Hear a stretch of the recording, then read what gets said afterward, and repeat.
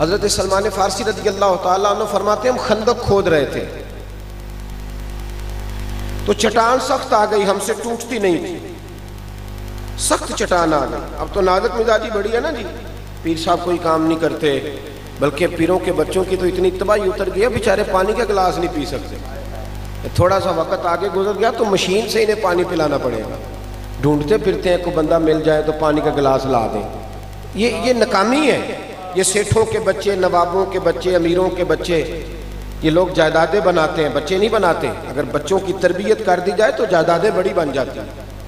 ہم بچوں کو سہولیات دے کے انہیں تباہ کر دیتے ہیں۔ نبی رحمت صلی اللہ علیہ وسلم کی بارگاہ میں عرض کی یا رسول اللہ چٹان نہیں ٹوٹتی،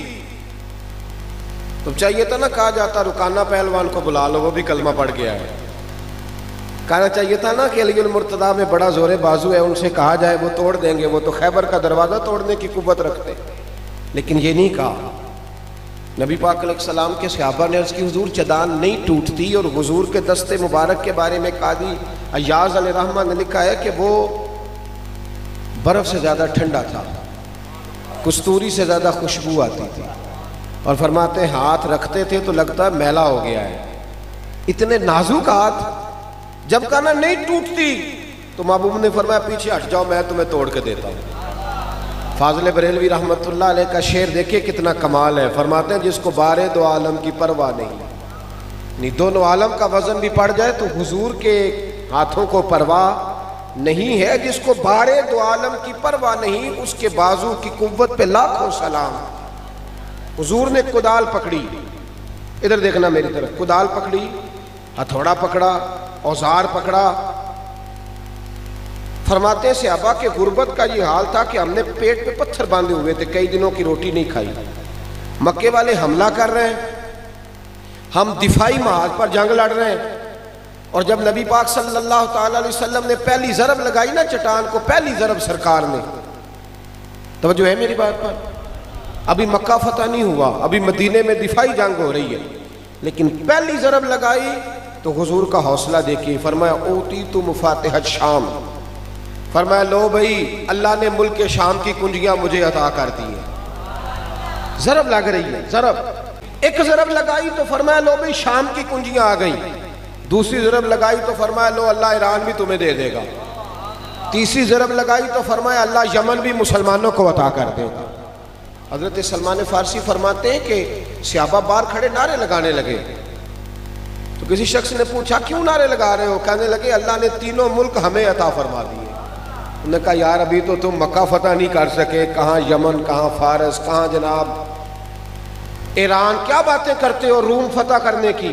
حضرت سلمان فارسی فرماتے ہیں کہ حضور کا وصال ظاہری ہو گیا، جناب ابو بکر کا وصال ہو گیا، لیکن ہماری امید نہیں ٹوٹی، بس حضرت عمر نے پھر نعرہ تکبیر لگایا تو تینوں ملک فتح ہو گئے، تو ہمارا یقین مضبوط ہو گیا۔ امیر المومنین سیدنا عثمان غنی رضی اللہ تعالیٰ عنہ کا زمانہ تھا تو جناب عبداللہ ابن مسعود بیمار ہو گئے، شدید بیمار، ان کی بیٹیاں زیادہ تھیں، تو جناب عثمان غنی تیمارداری کرنے گئے گھر میں، توجہ ہے میری بات پر، تیمارداری کرنے گئے تو جا کے کہنے لگے حضرت عبداللہ ابن مسعود سے کہ آپ کی بیٹیاں زیادہ ہیں، بیٹا نہیں ہے، آپ بیمار شدید ہو گئے ہیں، اب پتہ نہیں کیا صورت ہوگی، تو میں چاہتا ہوں کہ میں خزانے میں سے ایک کثیر حصہ آپ کو دے دوں تاکہ آپ کی بچیوں کے معاملات بہتر ہو جائیں۔ تو جناب عبداللہ ابن مسعود پتہ کیا کہنے لگے، بیٹیوں کی فکر ہوتی ہے کہ نہیں ماں باپ کو؟ آخری دم تک لوگ جب وصیتیں کرتے ہیں تو پہلے بیٹی کے لیے کرتے ہیں، لیکن جناب عبداللہ ابن مسعود کہنے لگے حضرت عثمان غنی سے آپ بے فکر ہو کے جائیں، مجھے خزانے کی ضرورت نہیں، میں نے اپنی بیٹیوں کو خزانہ دے دیا ہے، میں نے اپنی بیٹیوں کو خزانہ کیا آکسفورڈ یونیورسٹی سے ایم فل کرا دیا ہے، یا انہیں آکسفورڈ یونیورسٹی سے پی ایچ ڈی کی ڈگری دلا دی ہے، کیا خزانہ آ گیا؟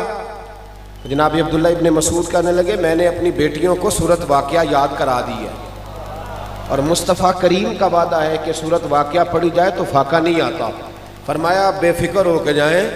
سورج اپنی جگہ چھوڑ سکتا ہے، چاند ٹوٹ سکتا ہے، پر میری بیٹیوں کو فاقہ نہیں آ سکتا۔